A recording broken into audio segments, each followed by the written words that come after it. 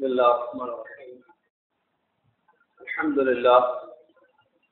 لله رب العالمين، والصلاة والسلام على رسوله الأمين. أما بعد، أعوذ بالله من الشيطان الرجيم. بسم الله الرحمن الرحيم. يا أيها الذين آمنوا اتقوا الله حق تقاته ولا تموتن إلا وأنتم مسلمون. يا أيها الناس اتقوا ربكم الذي خلقكم من نفس واحدة وخلق منها زوجها وبث منهما رجالا كثيرا ونساء، واتقوا الله الذي تساءلون به والأرحام إن الله كان عليكم رقيبا. يا أيها الذين آمنوا اتقوا الله وقولوا قولا سديدا يصلح لكم أعمالكم ويغفر لكم ذنوبكم، ومن يطع الله ورسوله فقد فاز فوزا عظيما. قال النبي صلى الله عليه وسلم: الإيمان بضع وسبعون أو بضع وستون شعبة، فأعلاها قول لا إله إلا الله، وأدناها إماتة الأذى عن الطريق، والحياء شعبة من الإيمان. متفق علیہ. محترم سامعین، معزز حاضرین، اللہ عز و جل کے لیے ہر قسم کی تعریف ہے، بڑائی اور کبریائی ہے، اور اس کی ہر نعمت پر شکر ہے. جس اللہ تبارک و تعالی نے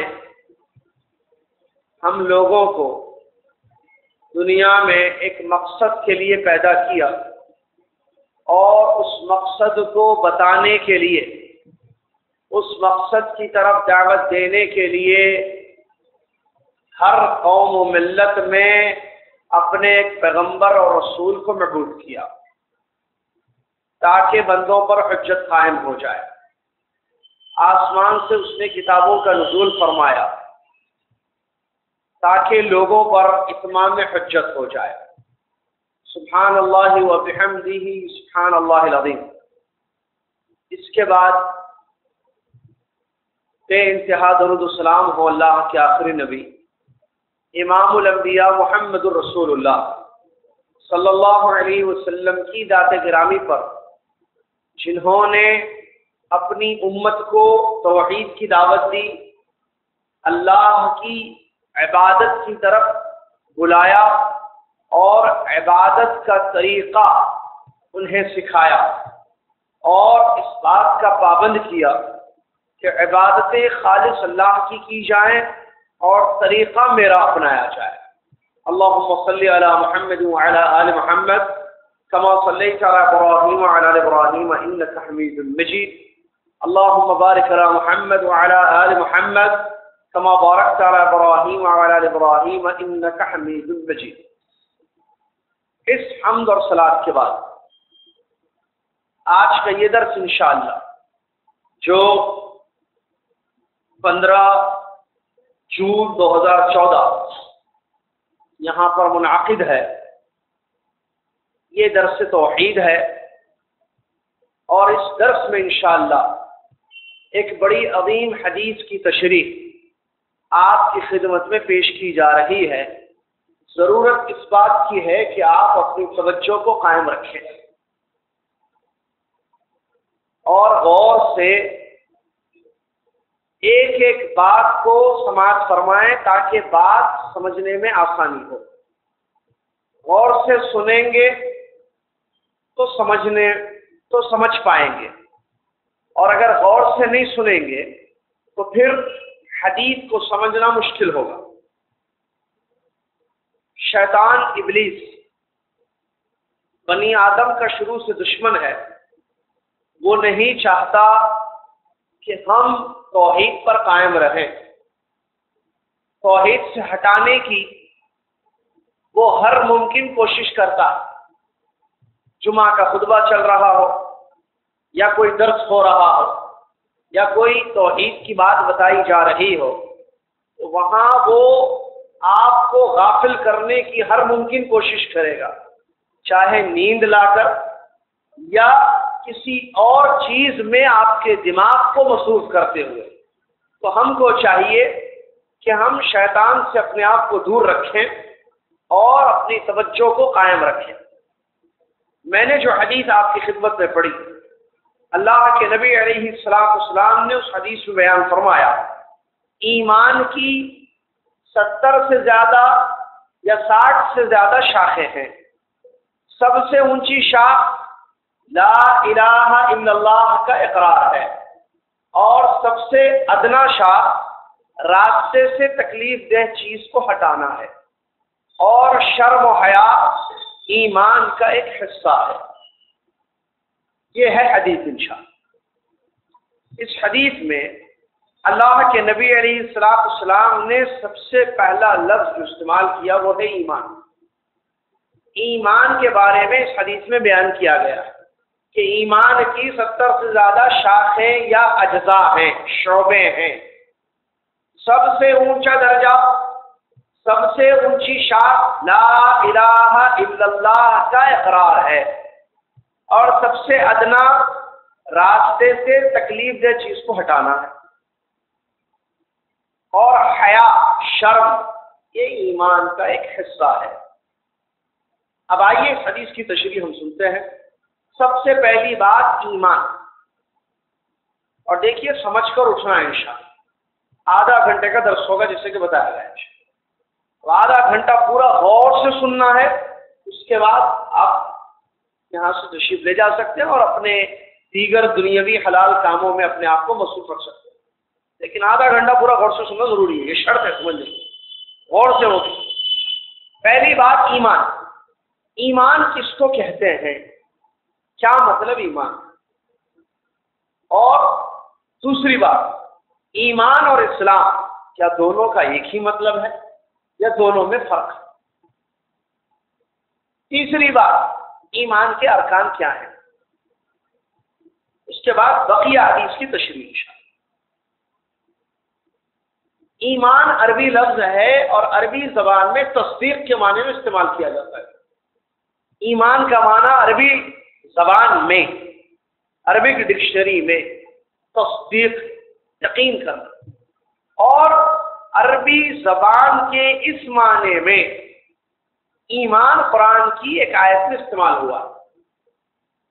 یوسف علیہ السلام کا جو واقعہ اللہ تبارک و تعالیٰ نے ذکر کیا اپنی کلام مجید میں، وہاں ایک آیت ہمیں ملتی ہے، وَمَا أَنْتَ بِمُؤْمِنٍ لَنَا وَلَوْ كُنَّا صَادِقِينَ۔ بچوں نے، یوسف علیہ السلام کے بھائیوں نے اپنے ابا جان سے جو بات کہی، واقعہ آپ کو معلوم ہے پورا، لے گئے کھیلنے کے لیے وغیرہ وغیرہ، تو وہاں انہوں نے اپنے ابا سے ایک بات کی، وَمَا أَنْتَ بِمُؤْمِنٍ لَنَا، وہاں لفظ مومن استعمال ہوا ہے جو لغوی معنی میں استعمال ہوا ہے، تصدیق کے معنی میں۔ کیا آپ ابا جان ہمارا یقین نہیں کرتے؟ وَلَوْ كُنَّا صَادِقِينَ، اگرچہ ہم سچے ہیں، ہم سچ کہہ رہے ہیں، اس کے باوجود آپ ہم پر یقین نہیں کرتے؟ یہ بچوں نے کہا ہوا ہے، وَمَا أَنْتَ بِمُؤْمِنٍ، تو وہاں مؤمن اے مصدق، تصدیق، یہ عربی ڈکشنری کا معنی ہے۔ اب قرآن کی آیتوں میں لفظ ایمان استعمال ہوا، بہت ساری جگہ، بہت ساری آیتوں، اور حدیثوں میں بھی نبی علیہ السلام نے ایمان کے لفظ کو استعمال کیا ہے۔ ایمان جیسا اسی حدیث میں الایمان بدون لا یؤمن احدکم، کتنی ایسی حدیث ہے۔ کیا مطلب ایمان کا قرآن اور حدیث کی روشنی میں، شریعت اسلامیہ میں؟ ایمان کا مطلب تین چیزیں، قول و اعتقاد و عمل۔ ایمان کا مطلب اقرار زبان سے، اور اعتقاد اور عمل، قول، اعتقاد، اور تینوں عربی الفاظ اردو میں بھی استعمال۔ قول عربی میں قول کو کہتے ہیں، کیا اچھا قول تھا، بولتے ہیں۔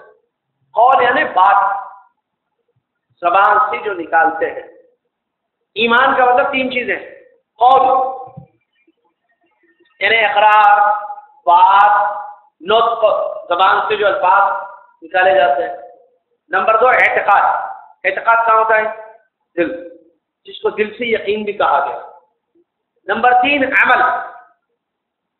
ایمان کی تعریف کیا ہے؟ اگر کوئی آپ سے پوچھے بتائیے کیا ہے ایمان، تو آپ یہ بولنا ایمان کا مطلب قول و اعتقاد و عمل، عربی میں، اردو میں قول، اعتقاد اور عمل، یا اقرار، دل سے یقین اور عمل۔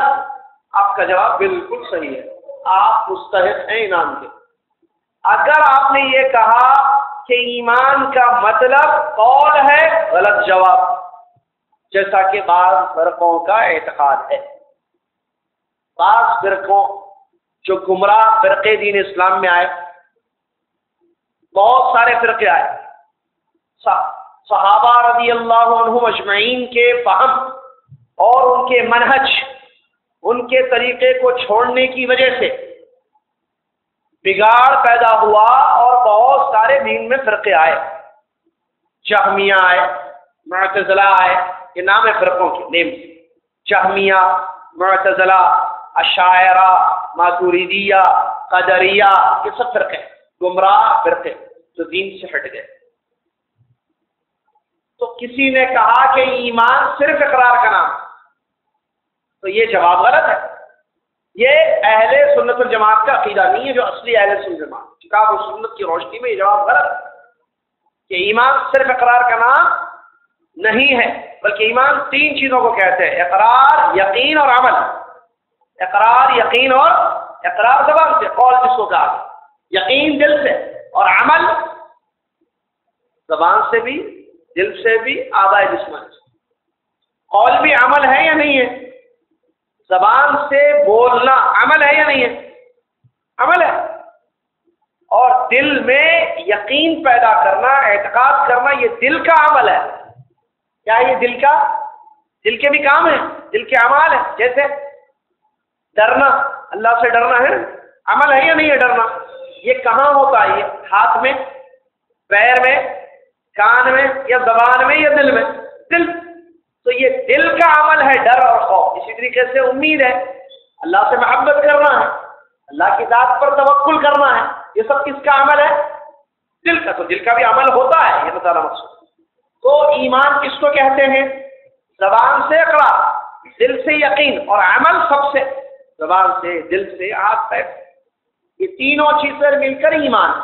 اگر کوئی کہے کہ ایمان کا مطلب صاحب صرف اقرار، آپ اقرار کیجئے، آپ کلمہ پڑھ لیجئے، آپ مومن ہیں، اب دل میں یقین ہو یا نہ ہو، غلط۔ اگر یہ صحیح ہے تو پھر سارے منافقین مومن ہیں۔ ان لوگوں نے زبان سے اقرار کیا۔ سورہ بقرہ کی آیتیں پڑھیے، اللہ عز و جل ارشاد فرماتا ہے وَإِذَا لَقُوا الَّذِينَ آمَنُوا قَالُوا آمَنَّا وَإِذَا خَلَوْا إِلَىٰ شَيَاطِينِهِمْ قَالُوا إِنَّا مَعَكُمْ إِنَّمَا نَحْنُ مُسْتَهْزِئُونَ۔ یہ آیت ہے سورہ بقرہ کی۔ اللہ تعالیٰ فرماتا ہے منافقین کے بارے میں، جب یہ لوگ مومنوں سے یعنی صحابہ سے ملتے، اللہ نے صحابہ کو مومنین کہا، وَإِذَا لَقُوا الَّذِينَ آمَنُوا، جب یہ لوگ ان لوگوں سے ملتے جو ایمان لائے۔ کون لوگ ایمان لائے اس زمانے میں؟ صحابہ۔ تو یہ منافقین ان صحابہ سے جب ملاقات کرتے، قالو، کہتے آمنا، ہم بھی ایمان لائے۔ وَإِذَا خَلَوْا إِلَىٰ شَيَاطِينِهِمْ، جب اپنے شیطانوں کے پاس جاتے۔ شیطان کون ہے یہاں؟ جنی شیطان نہیں، کیونکہ شیطان 2 قسم کا ہوتا ہے قرآن کی آیتوں کی روشنی میں۔ قرآن کی ایک آیت ہے شیاطین الانس والجن، کچھ انسانوں کے شیطان، کچھ جنوں کے شیطان۔ جنوں کی شیطانوں کی صفات جب انسان کے اندر پیدا ہو جائے تو وہ کیا بن جاتا ہے؟ شیطان۔ اس لیے بولتے نہیں ہے وہ بچہ شیطان نمبر 1 ہے۔ سنیں آپ جملہ یہ، ارے فلاں، ارے محلے کا سب سے بڑا شیطان ہے وہ۔ انسان کو شیطان بولتے ہیں کیونکہ اس کے اندر وہ صفت ہوتی ہے، شیطانی صفت، تو وہ شیطان بنتا ہے۔ اور یہ صحیح ہے کیونکہ قرآن میں اللہ نے کہا انسانوں کے شیطان اور جنوں کے شیطان، من الجنة والناس۔ چلیے، تو اللہ عز و جل کہہ رہا ہے وَإِذَا خَلَوْا إِلَىٰ شَيَاطِينِهِمْ، جب یہ منافقین اپنے شیطانوں کے پاس جاتے، قالو انا معکم، ہم کہتے ہم تم میں سے ہیں، ہم تمہارے ساتھ ہیں۔ پھر وہاں کیا بول کر آئے مومنوں کو، صحابہ کو، کہ ہم ایمان لائے؟ تو وہ مذاق تھا۔ کہتا ہے اللہ تعالیٰ ان کے بارے میں، یہ اپنے کافروں سے جب ملتے، اپنے ساتھیوں سے، شیاطین سے، اور ان سے یہ کہتے انا معکم، ہم آپ کے ساتھ ہیں، انما نحن مستہزئون، ہم تو ان کا مذاق اڑا رہے ہیں۔ تو ان منافقین کے بارے میں اس آیت سے معلوم ہوا کہ انہوں نے زبان سے اقرار کیا، بلکہ وہ قسم کھا کھا کر کہتے تھے اللہ کے قسم کو کہ ہم آپ کو اللہ کے رسول مانتے ہیں، ہم ایمان لاتے ہیں آپ کی رسالت پر، آپ کو اللہ کا رسول ہم تسلیم کرتے ہیں، اور اللہ نے گواہی دی کہ یہ لوگ جھوٹے ہیں، ان کے دل میں یقین نہیں ہے، ان کے دل میں ایمان نہیں ہے۔ تو منافقین کا اقرار سنیے، منافقین کے زبان کا اقرار ان کو مومن بنا نہیں سکا، کیونکہ ان کے دل ایمان سے خالی تھے۔ تو معلوم ہوا کہ ایمان صرف اقرار نہیں ہے، بلکہ اس کے ساتھ ساتھ اعتقاد، دل سے یقین لانا ضروری ہے۔ اور اگر کوئی یہ کہے کہ ایمان دو چیزوں کا نام ہے، اقرار یا اعتقاد، اقرار اور اعتقاد، زبان سے اقرار کیجئے، دل میں یقین رکھ لیجئے، کافی ہے، عمل کی ضرورت نہیں، تو یہ بھی غلط ہے، کیونکہ اس حدیث شریف میں اور قرآن آیات اس سلسلے میں موجود، اللہ کے نبی علیہ السلام نے ایمان کا جب معنی بیان کیا، بتایا کہ ایمان کے شاخوں کے بارے میں اس حدیث میں کہ ایمان کی 70 سے زیادہ شاخیں، ان میں سب سے اونچی شاخ کیا ہے؟ لا الہ الا اللہ کا اقرار، یہ قول ہے۔ اس کے بعد آپ نے کیا فرمایا؟ راستے سے تکلیف دہ چیز ہٹانا، یہ کیا اقرار ہے؟ یہ عمل ہے۔ ایک آدمی راستے سے کانٹا یا پتھر یا تکلیف دہ چیز کو ہٹائے، پرے کرے، دور کرے، یہ عمل ہے یا نہیں ہے؟ تو یہ ایمان کا حصہ ہے، اس کو ایمان میں شامل کیا گیا ہے، اور یہی صحیح ہے۔ تو عمل ایمان میں شامل ہے، ایمان کی تعریف میں شامل ہے۔ اللہ تبارک و تعالیٰ نے قرآن میں نماز کو ایمان کہا۔ نماز کیا ہے؟ اللہ تعالیٰ تمہارے ایمان کو ضائع نہیں کرے گا، قرآن کے قائد وما کان اللہ لیضیع ایمانکم، قرآن کی آیت ہے، اللہ تعالیٰ تمہارے ایمان کو ضائع نہیں کرے گا۔ یہ آیت کب اتری؟ جب قبلہ بدل گیا تو صحابہ نے یہ سوال کیا کہ ہم جو پہلے بیت المقدس کی طرف رخ کر کے نمازیں پڑھتے تھے، ہماری ان نمازوں کا کیا معاملہ؟ کیونکہ قبلہ بدل گیا۔ قبلہ کدھر ہے؟ خانہ کعبہ، جو نبی صلی اللہ علیہ وسلم کی خواہش تھی تو اللہ تعالیٰ نے آیتیں اتار دی، معلوم ہے مسئلہ۔ تو ہماری وہ نمازیں جو ہم نے پہلے پڑھی ہیں کئی مہینے، کس طرف؟ بیت المقدس کی طرف۔ توجہ باقی ہے نا؟ ہاں، ٹائم بھی باقی ہے، درس بھی باقی ہے، سونا نہیں، نہ توجہ ہٹانا، ٹھیک ہے؟ چلیے، تو اس کے بارے میں سوال کیا گیا تو اللہ تبارک و تعالیٰ نے آیت اتاری، اللہ تعالیٰ تمہاری ایمان کو ضائع نہیں کرے گا۔ ایمان کا مطلب یہاں نماز ہے، تمہاری نمازوں کو اللہ ضائع نہیں کرے گا، اللہ قبول کرے گا جو تم نے پہلے پڑھی۔ تو اعمال ایمان میں شامل ہیں، اس میں کوئی شک نہیں۔ تو عمل ایمان میں ہے، تو ایمان کا مطلب اقرار، یقین اور عمل۔ کوئی بھی پوچھا کیا مطلب ایمان کا؟ ایمان کا مطلب اقرار، یقین اور عمل، تینوں چیزوں سے مل کر ایمان بنتا ہے۔ صرف اقرار ایمان نہیں ہے، صرف یقین بھی ایمان نہیں ہے۔ اگر یقین ہے اقرار نہیں ہے، مثال کے طور پر ایک آدمی دل سے مانتا ہے صحیح اللہ ہی رب ہے، وہی خالق ہے، وہی مالک ہے، وہی سچا معبود ہے، لیکن کلمہ نہیں پڑھتا، مومن ہے یا نہیں ہے؟ ہم بولے نہیں، ہمارا دوست ہے، ہم کو معلوم ہے، اس کے دل میں یقین ہے کہ اسلام سچا مذہب ہے، اس کے دل میں یقین ہے کہ اللہ تعالیٰ ہی سچا معبود ہے، کافی نہیں ہے بھائی۔ ایمان نہیں ہوگا جب تک کہ وہ کلمہ نہ پڑھے، کیونکہ قول ضروری ہے، الا یہ کہ وہ مکہ ہو، پڑھنے نہ آئے الگ مسئلہ، لیکن پڑھنا آتا ہے، بولنا آتا ہے تو پھر بولنا پڑے گا۔ صرف یقین ایمان نہیں ہے۔ اللہ تعالیٰ نے قرآنی آیات میں فرعون، جانتے ہیں نا فرعون، موسیٰ علیہ السلام کے دور کا فرعون اور اس کی قوم کے بارے میں اللہ تعالیٰ نے فرمایا کہ ان کے دلوں میں یقین تھا کہ میں ہی رب ہوں، वस्तैक़नतहा आयत है, वस्तैक़नतहा अनफुसुहुम, फिरौन और उसके घर वालों, फिरौन और उसकी जमात को यकीन था कि रब मालिक अल्लाह और इलाह माबूद अल्लाह ताला है। क्या उसका यकीन उसको मोमिन बनाया? बल्कि उसने तो जबान से इस बात का दावा किया कि वही रब है, वही माबूद है। मा अलिमतु लकुम मिन इलाहिन गैरी, मैंने मेरे अलावा किसी को नहीं जाना कि मैं तुम्हारा माबूद हूँ। अना रब्बुकुमुल आला, उसका दावा था मैं तुम्हारा सबसे बड़ा रब हूँ। रुबूबियत का भी दावा किया, उलूहियत का भी दावा किया, जबकि उसके दिल के बारे में अल्लाह ताला कुरान में कहता है उसको यकीन था कि रब वो नहीं अल्लाह ताला है।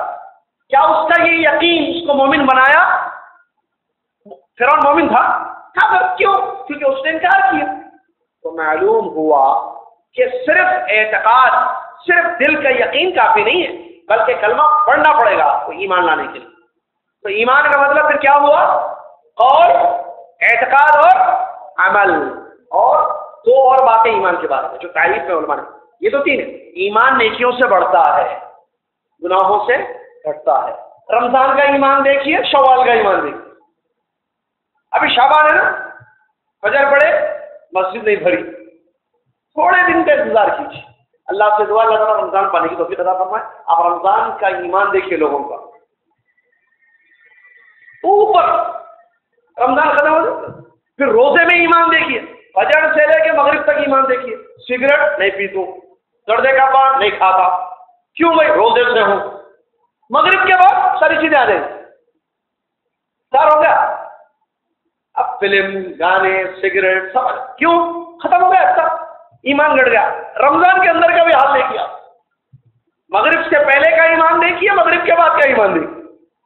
इसी तरीके से मस्जिद में बैठता है आदमी, हल्कों में बैठता है, दीनदारों के साथ उठना बैठता है, उसका ईमान, उसकी ईमान की हालत देखिए। और जब वो गुनहगारों के साथ उठता बैठता है, उसके ईमान की कैफियत देखिए। इसीलिए प्यारे नबी अलैहिस्सलाम ने अच्छे दोस्त और बुरे दोस्ती की मिसाल दी, इत्र वाले और लोहार से। दोस्ती बड़ी अहम चीज है, इस बात को ध्यान में रखिए। अलमरउ, प्यारे नबी के अल्फाज है, अलमरउ अला दीन खलीलिही, आदमी अपने दोस्त के दीन पर होता है। तो तुम देखोगे किससे दोस्ती कर रहे हो। मुवहिद से दोस्ती करोगे तो तौहीद आएगी नहीं आएगी? शिर्क करने वालों के साथ उठना बैठना रहेगा तो दोस्ती का असर पड़ता है। चलिए, तो ईमान बढ़ता भी है, घटता भी है, ये भी मानना है, ये भी अकीदा है। ईमान की तारीफ तीन चीजें होंगी, इकरार, यकीन, अमल। और ईमान नेकियों से ज्यादा होता है। ईमान को एक जगह नहीं है कि वो ना बढ़े ना घटे, ऐसी बात नहीं है, बल्कि ईमान बढ़ता भी है, घटता भी है, जैसा मैंने मिसालें अभी आपके सामने। अब आइए दूसरा पॉइंट, ईमान और इस्लाम क्या दोनों एक चीजें हैं या अलग? क्या दोनों में फर्क है या नहीं है? इस सिलसिले में बहुत अक़वाल है। सबसे सही बात, ईमान और इस्लाम अगर एक जगह जिक्र किए जाएं तो दोनों में फर्क, अगर दोनों अलग अलग जिक्र किए जाएं तो एक दूसरे में शामिल। जैसा मैं शुरू से बोल रहा, तवज्जो से सुनना है, तवज्जो समझ में भी आता है। डर क्या होता, नींद आ जाते से इधर उधर दिमाग से जाते, नाश्ता कायम रखना। ईमान और इस्लाम एक जगह अगर जिक्र हो, किसी एक आयत में, किसी एक हदीस में, एक नस्ल, एक जगह अगर जिक्र किए जाए तो दोनों में फर्क है। और अगर अलग जिक्र ईमान किया जाए तो इस्लाम उसमें इंक्लूड होगा, इस्लाम अलग जिक्र किया जाएगा तो ईमान उसमें इंक्लूड, शामिल होगा। ये सही बात है। सबसे एक जगह जिक्र किए जाए तो फर्क क्या है भाई? फिर अगर एक जगह इस्लाम ईमान आए तो फर्क यह है कि इस्लाम जाहिरी चीजों का नाम, ईमान बातिनी चीजों का नाम। एक जगह अगर जिक्र किए जाए इस्लाम और ईमान, जैसा मिसाल हदीस जिब्रील, बहुत बड़ी हदीस है जिसको हदीस जिब्रील कहते हैं, जिसमें एक वाकया है कि जिब्रील अलैहिस्सलाम एक इंसानी शक्ल में नबी अलैहिस्सलाम के पास आए, घुटनों से घुटना मिलाया, सुना होगा आपने, और प्यारे नबी सल्लल्लाहु अलैहि वसल्लम के मुबारक रानों पर अपने दोनों हथेलियों को रखा और सवालात किए 5, इस्लाम क्या है बताइए, ایمان کیا ہے بتائیے، احسان کیا ہے بتائیے، قیامت کب آئے گی بتائیے، قیامت کی کچھ نشانیاں بتائیے، ہے نا، یاد ہے نا 5۔ تو اس میں نبی علیہ الصلوۃ والسلام نے 4 سوالات کا جواب دیا، بلکہ جواب سب کے دیے، حقیقت یہ ہے کہ بس قیامت کب آئے گی نہیں معلوم تھا۔ اسلام کا کیا جواب دیا نبی صلی اللہ علیہ وسلم نے وہاں پر 6 ارکان ذکر کیے۔ اسلام یہ ہے کہ تم لا الہ الا اللہ کا اقرار کرو، لا الہ الا اللہ محمد رسول کا اقرار کرو، نماز قائم کرو، رمضان کے روزے رکھو، زکوٰۃ ادا کرو اور حج کرو۔ تو اس کا جواب سن کر انہوں نے کہا کہ آپ نے سچ کہا، جو مشہور حدیث ہے۔ تو صحابہ کو تعجب بھی ہوا کہ پوچھ بھی رہے اور کہہ رہے کہ سچ کہا، اس کا مطلب پہلے معلوم تھا، پوچھے کیوں؟ تعجب صحابہ کو، جب نہیں معلوم تھا تو پھر یہ کیسے بولے کہ صدقتا، کہ آپ نے سچ کہا؟ پھر کون ہے یہ آدمی، بھی سمجھ میں نہیں آ رہا۔ اور ایک وجہ بھی تھا تعجب کی کہ سفر کے کوئی نشانی نہیں دکھتی ہے، وائٹ ٹوپ پہنے ہوئے ہیں اور بال بھی جو ہے پورے کالے ہیں، یعنی گرد اور غبار نہیں ہے، باہر سے آتے، اس زمانے میں ظاہر بات ہے مسجد نبوی میں کوئی باہر سے آ رہا ہے دور سے تو مسافر مدینے والا ہوتا تو ہم پہچان لیتے، باہر کا ہوتا تو اثر ہوتا سفر کا، کوئی ایسی چیز نہیں پائی جاتی، تو یہ تعجب کی وجہ تھی۔ تو نبی صلی اللہ علیہ وسلم نے اسلام کا یہ جواب دیا اس حدیث میں۔ دوسرا سوال کیا انہوں نے جبرائیل علیہ السلام نے کہ ایمان کیا ہے بتائیے، تو نبی صلی اللہ علیہ وسلم نے کیا جواب دیا؟ ایمان کے 6 ارکان ذکر کیے۔ اسی لیے ایمان کی تعریف میں بعض علماء نے 6 ارکان ذکر کیے کہ ایمان کیا ہے، اللہ پر، اس کے فرشتوں پر، اس کے رسولوں پر، اس کی کتابوں پر، یوم آخرت پر اور تقدیر کے خیر و شر پر آپ ایمان لے کر آئیے۔ احسان کا سوال کیا تو احسان کا جواب دیا نبی صلی اللہ علیہ وسلم کہ عبادت ایسی کرو گویا کہ تم اللہ کو دیکھ رہے ہو، یا اگر یہ چیز نہیں ہو سکتی تو اتنا یاد رکھنا کہ اللہ تمہیں دیکھ رہا ہے۔ قیامت کب آئے گی سوال کیا تو کہا کہ جیسے آپ کو نہیں معلوم ویسے مجھے بھی نہیں معلوم، مل میں سورہ عنہا بعالم من قیامت کی کچھ نشانیاں ذکر کی تو 2 نشانیاں جو مشہور حدیث۔ تو اس حدیث میں اسلام اور ایمان ایک جگہ آئے ہے نا، تو اس کو فرق ہے اس میں۔ اسلام کو کیا کہا نبی صلی اللہ علیہ وسلم نے؟ 6 ارکان ذکر کیے جو ظاہری عمل ہے، لا الہ الا اللہ محمد رسول اللہ، نماز، روزہ، زکوٰۃ اور حج، 5 ارکان اسلام، یہ ظاہری عمل ہے۔ تو اسلام اور ایمان ایک جگہ آئیں گے تو اسلام کا معنی ظاہری چیزیں، ایمان کا مطلب باطنی چیزیں، اور اگر الگ الگ ذکر ہوں گے، کسی ایک جگہ ایمان آئے گا تو وہاں اسلام بھی مراد ہوگا، اسلام شامل ہے اس میں۔ کہیں ایک جگہ اسلام کا ذکر آئے گا تو ایمان شامل ہے۔ اللہ قرآن کی آیت اس کی دلیل ہے، دلیلیں بہت ہے، ایک دلیل کافی ہے سمجھنے کے لیے۔ اللہ تبارک و تعالیٰ نے فرمایا لیس البر ان تؤمن، کیا ہوا ہے کہ نیکی اس چیز کا نام نہیں ہے کہ تم اپنے چہرے کو مشرق یا مغرب کی طرف کرو، لیس البر ان تولوا وجوہکم قبل المشرق والمغرب ولکن البر من آمن باللہ۔ نیکی یہ نہیں ہے کہ تم اپنے چہرے کو مشرق یا مغرب کی طرف کرو، ترجمہ ہے نیکی یہ ہے کہ اللہ پر ایمان لاؤ، اللہ پر اور یوم آخرت پر ایمان لاؤ اور نماز کو قائم کرو اور زکوٰۃ ادا کرو۔ تو ایمان میں نماز کا ذکر آ رہا ہے شاید۔ نیکی، حقیقی نیکی یہ ہے کہ انسان ایمان لائے اللہ پر اور یوم آخرت پر، وَأَقَامَ الصَّلَاةَ وَآتَى الزَّكَاةَ، اور نماز اور زکوٰۃ کا ذکر آگے کیا جا رہا ہے جبکہ وہ اسلام کے ارکان ہیں۔ تو ایمان الگ ذکر ہو رہا ہے یہاں، تو یا اسلام نہیں ہے شاید میں لفظ، ایمان کا لفظ ہے۔ تو ایمان جب الگ ذکر ہو رہا ہے تو اسلام اس میں شامل ہے، جیسا کہ نماز اور زکوٰۃ اس میں شامل ہے۔ تو یہ صحیح معنی ہے۔ اسلام اور ایمان میں کیا فرق ہے اگر کوئی سوال کرے تو اس کا صحیح جواب اس میں تفصیل ہے۔ اگر ایک جگہ آئے گا تو دونوں میں فرق ہوگا۔ اسلام کیا فرق ہوگا؟ اسلام ظاہری چیزیں، ایمان باطنی چیزیں۔ اور اگر ایمان الگ ذکر کیا جائے گا تنہا تو وہاں اسلام بھی اس میں شامل ہوگا، اور اسلام اگر الگ ذکر کیا جائے گا تو ایمان بھی اس میں شامل ہوگا۔ اس کے بعد کیا عمل ایمان میں داخل ہے یا الگ ہے؟ ہم جو عمل کرتے ہیں ایمان سے خارج ہیں یا ایمان میں داخل ہے؟ ایمان میں داخل۔ جب ایمان بولیں گے تو اس میں عمل آئے گا۔ عمل کوئی الگ چیز نہیں ہے، جیسا کہ آئے تھے اور حدیث سلسلے میں بتا۔ اس کے بعد ایمان کے ارکان کیا ہیں؟ ایمان کے 6 ارکان۔ اللہ پر ایمان، اس کے فرشتوں پر ایمان، اس کے رسولوں پر ایمان، آخرت پر ایمان، اور اچھی بری تقدیر پر۔ کیا چھوٹ گیا؟ کتابوں پر ایمان۔ اللہ پر ایمان، اس کے رسولوں پر ایمان، کتابوں پر ایمان، فرشتوں پر ایمان، تقدیر یوم آخرت پر ایمان اور اچھی بری، یہ کیا ہے؟ پلرز آف ایمان، ایمان کے ارکان ہیں، جس کی اپنی جگہ الگ الگ مفہوم ہے، اس کا معنی الگ الگ ہے۔ اللہ پر ایمان کہ توحید کی 3 قسمیں آئیں گی، اللہ کو رب بھی ماننا، اللہ کے سچے معبود ہونے پر ایمان لانا، اللہ کے اسماء و صفات پر آپ کا ایمان باللہ میں تینوں چیزیں ہیں، ربوبیت، الوہیت اور اسماء و صفات۔ اور فرشتوں پر ایمان، اس بات کا یقین کرنا کہ فرشتے اللہ کی مخلوق ہیں، اللہ تعالیٰ نے ان کو نور سے پیدا کیا ہے اور ان میں ربوبیت یا الوہیت کی کوئی خصوصیت نہیں پائی جاتی ہے، اور وہ مامور ہیں، جو حکم دیا گیا وہ کرتے ہیں۔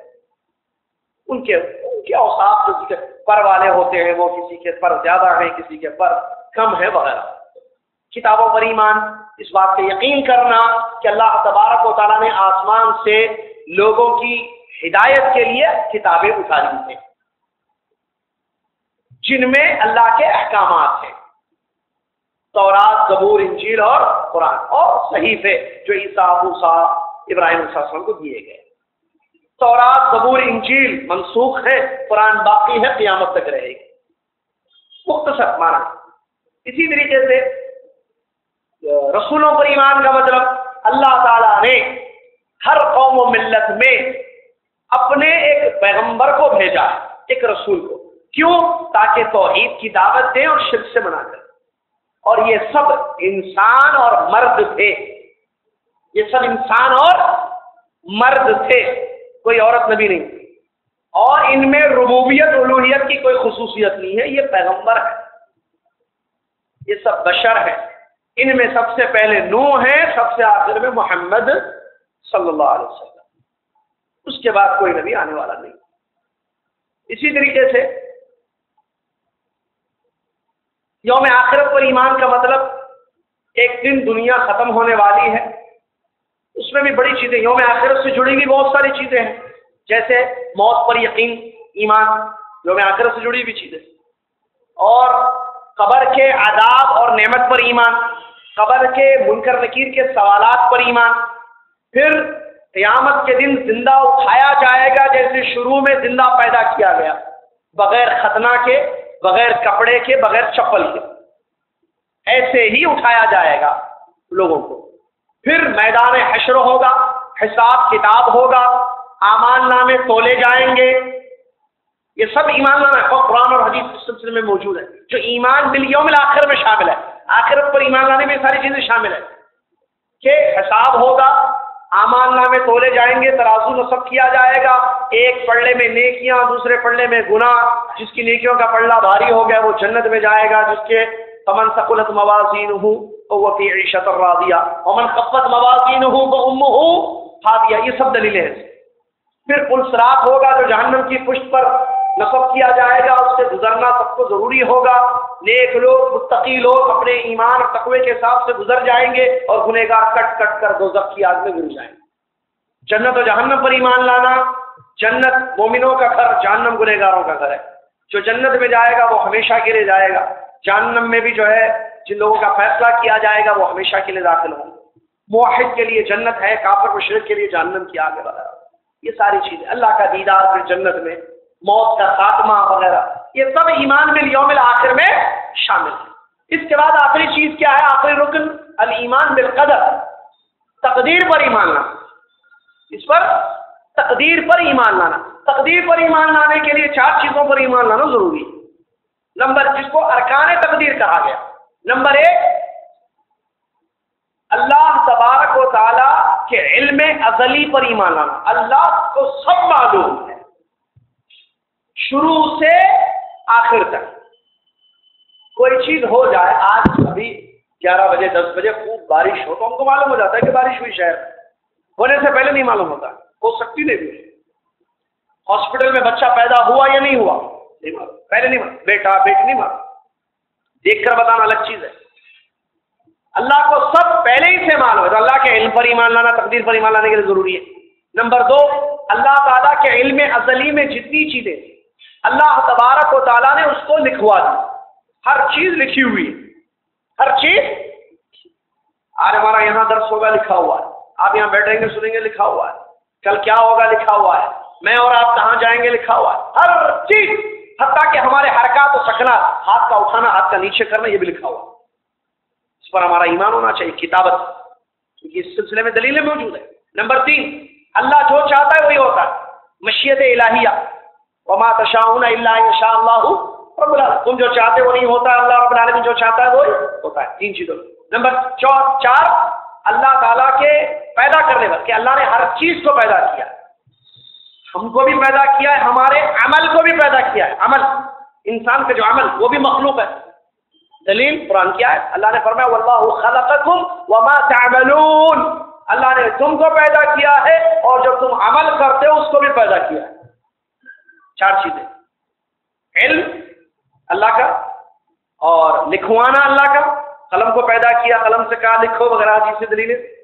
نمبر 3 علم، لکھنا۔ نمبر 3 اللہ جو چاہتا ہے وہی ہوتا ہے، ٹھیک ہے۔ نمبر 4 اللہ نے ہر چیز کو پیدا کیا۔ تقدیر پر ایمان لانے کے لیے 4 چیزوں پر ایمان لانا ضروری ہے، اور خیر و شر ہے، تقدیر میں خیر ہے خیر ہوگا، شر ہے شر، اور بہت بڑی چیز ہے تقدیر پر ایمان۔ علامہ البانی رحمۃ اللہ علیہ نے بڑی اچھی ایک حدیث ذکر کی ہے، صحیح قرار دیا ہے اپنی کتاب میں، ما اصابک لم یکن لیخطئک وما اخطأک لم یکن لیصیبک، جو چیز تم سے چھوٹ کر چلی گئی وہ تمہیں ملنے والی نہیں تھی، اور جو چیز تمہیں ملی ہے وہ تم سے چھوٹنے والی نہیں تھی، جو ملی وہ ملنے والی تھی، جو چھوٹ گئی وہ، یہ تقدیر، یہ حدیث ہے، صحیح حدیث ہے، حدیث کے الفاظ ہے، بہت بڑی حدیث ہے یہ، اور کیجیے۔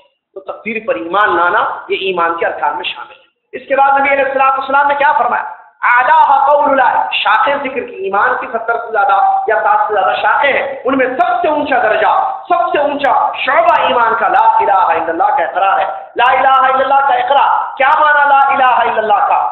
اللہ کے سوا کوئی سچا معبود نہیں ہے، اس کا اردو سے ہی ٹرانسلیشن، اللہ کے سوا کوئی سچا معبود، سچا ورڈ لگانا ضروری ہے۔ کیوں؟ کیونکہ جھوٹے معبود بہت سے دنیا میں، انسان جو ہے مخلوق میں بھی بندگی کو تلاش کرتا ہے، کیا مخلوق معبود ہے؟ نہیں، کون ہے پھر معبود؟ اللہ، لا الہ الا اللہ، سچا معبود صرف اللہ، باقی سب جھوٹے۔ لا الہ الا اللہ کے 2 ارکان ہیں، نفی اور اثبات، انکار اور اقرار۔ لا الہ، دنیا میں کوئی چیز ایسی نہیں ہے جس میں الوہیت ہے، معبود ہے کوئی، نہ فرشتے معبود ہیں جو مخلوق ہیں، نہ انسانوں میں کوئی معبود ہے، کیونکہ لا الہ انکار ہے نا، کوئی انسان معبود نہیں، پیغمبر نہیں، صحابہ تابعین، کوئی بشر معبود نہیں، لا الہ۔ اچھا، چیزوں میں کوئی معبود ہے، شجر و حجر حیوانات نہیں، لا الہ، ہم نے سب کا انکار کیا، الا اللہ۔ اچھا، اس لا الہ میں شک بھی نہیں ہونا چاہیے، کیونکہ یہ لا ہے نا، عربی گرامر میں اگر پڑھیں گے تو یہ وہ لا ہے جس کو عربی گرامر میں لائے نفی جنس کہتے ہیں، جس پر آتا ہے اس کی ٹوٹل نفی کر دیتا ہے۔ لا کس پر آیا ہے؟ یہاں پر کلمے میں کس پر ہے؟ لا، الہ پر آیا ہے، یعنی الوہیت الہ ہونے میں، الہ ہونے کی صفت کسی میں نہیں ہے، الا اللہ، سوائے لا، نفی اور اثبات، انکار اور اقرار، کوئی چیز معبود نہیں سوائے عبودیت، الوہیت صرف اللہ تعالیٰ کے ساتھ ہے۔ یہ بہت بڑی بات ہے، خالق تو مانتے ہیں لیکن معبود نہیں مانتے اللہ کو۔ اور قرآن کا انداز، سبحان اللہ، جس طریقے سے قرآن نے توحید الوہیت کو سمجھایا، اے کافرو، اے مکہ کے مشرکو، تم اللہ کو خالق مانتے ہو، جو خالق ہے وہی معبود ہے، جو خالق ہے وہی معبود ہے۔ کتاب التوحید میں ایک زبردست جملہ ہے، امام محمد عبد الوہاب رحمۃ اللہ علیہ، والرب هو المعبود، جو رب ہے وہی معبود ہے۔ اور حافظ ابن کثیر رحمۃ اللہ علیہ نے بڑی پیاری بات بیان کی ہے سورہ بقرہ کی آیتوں کی تفسیر میں۔ اللہ تعالیٰ، وہ آیت ہے جس میں یہ کہ خلق لکم ما فی الارض، اللہ تعالیٰ نے تمہیں آسمان پیدا کیے، تمہارے آسمان کو چھت کے جیسے بنایا، زمین کو بچھونا کر دیا، اور اس میں سے اناج نکال کر تمہیں دیتا ہے، رزقا لکم، جو زبردست آیت ہے۔ اس آیت کی تفسیر میں کہتے ہیں کہ ان چیزوں کو پیدا کرنے والا وہی مستحق ہے عبادت کا، آسمان، زمین، اناج کو نکالنے والا، یہی مستحق ہے کس کا؟ عبادت کا۔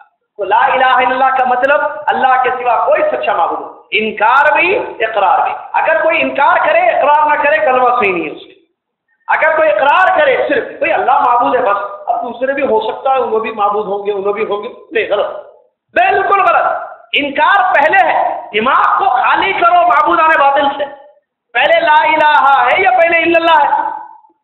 کلمے میں اور اس حدیث میں جو ایمان کی سب سے اونچی شاخ ہے، پہلے انکار ہے لا الہ، کیونکہ دماغ کو خالی کرنا معبودان باطل سے، معبودان باطل کے تعلق سے، ان کی محبت سے ہٹاؤ دماغ کو، برین واش پہلے نکالو سب کو دماغ سے۔ کسی میں عبودیت نہیں، الوہیت نہیں ہے، معبود ہونا کسی میں نہیں ہے، یہ الا اللہ، سوائے اللہ، اللہ ہی سچا معبود ہے۔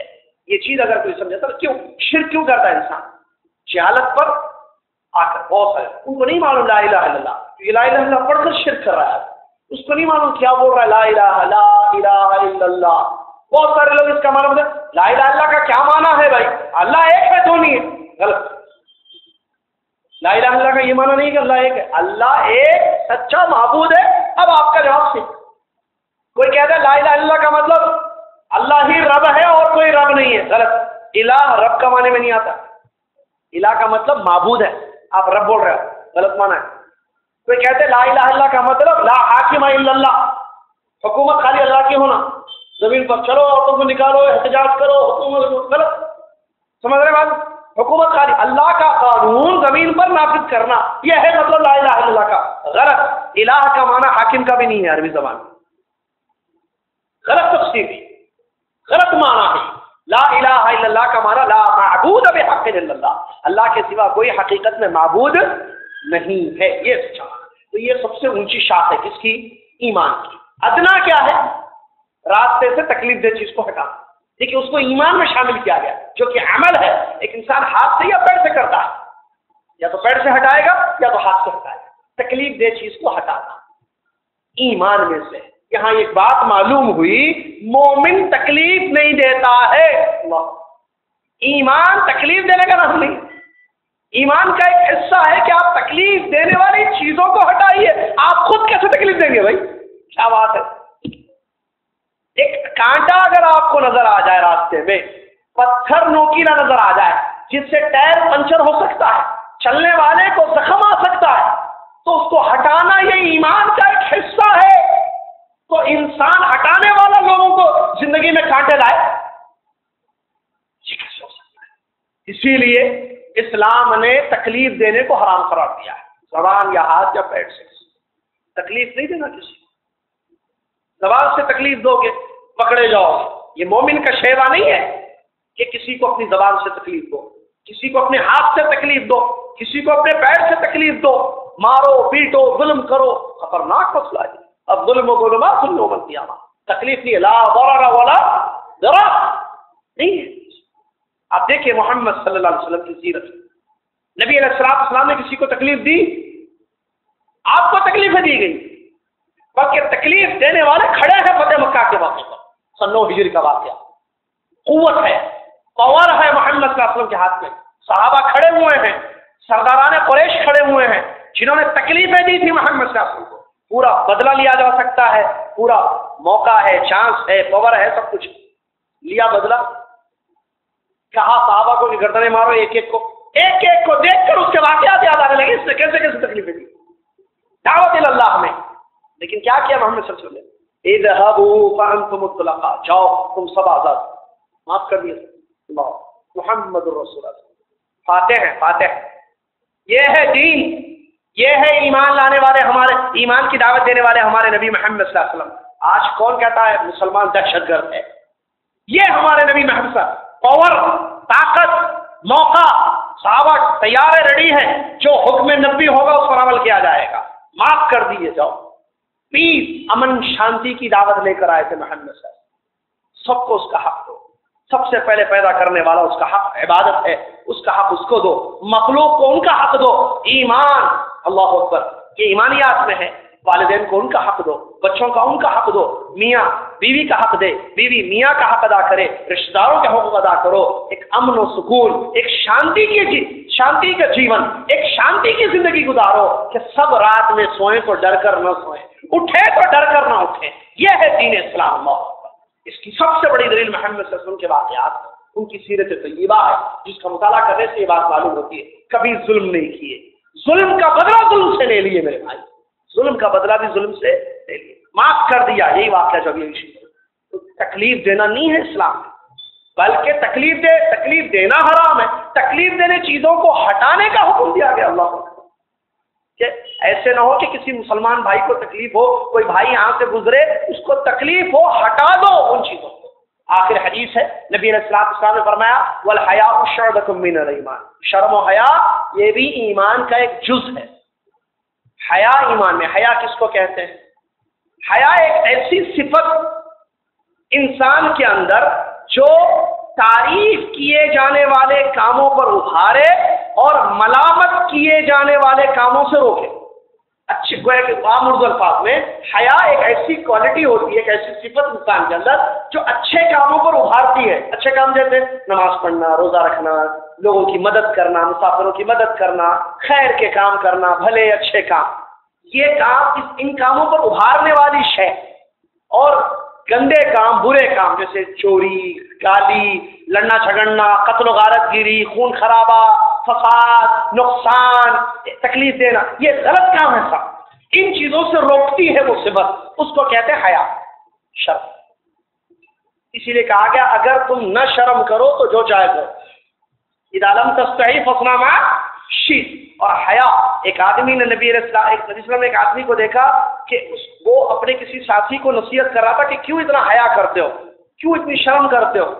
تو رسول نے فرمایا چھوڑ دو مت، ان الحیاء من الایمان. رسول نے فرمایا بے شک حیا بھی ایمان ہے. تو با حیا مومن ہوتا ہے، بے حیا نہیں. اب حیا اچھے کاموں پر ابھارنا. اب دیکھیے گھروں کا حال، مسلمانوں کی زندگیوں کا حال، فلمیں، گانے، حیا ہے یہ بے حیائی ہے. فلمیں، گندے سیریلز، ناچ گانا، مومن نہیں، ایمان نہیں. ایمان والا یہ کام نہیں کر سکتا ہے. کیوں؟ یہ بے حیائی کے کام. بے پردہ گھومنا لڑکیوں کا، یا نعوذ باللہ من ذالک غلط ناجائز تعلقات لڑکوں سے رکھنا، بے حیائی ہے. یہ ایمان نہیں ہے. ایمان والی باحیا ہوتی ہے، ایمان والا باحیا ہوتا ہے. کیوں؟ کیونکہ حیا ایمان میں سے ہے. حیا ایمان. ہمارے نبی صلی اللہ علیہ وسلم کے بارے میں آیا کہ نبی صلی اللہ علیہ وسلم باحیا تھے بہت زیادہ. ہمارے نبی ہیں، اسوہ ہیں ہمارے لیے.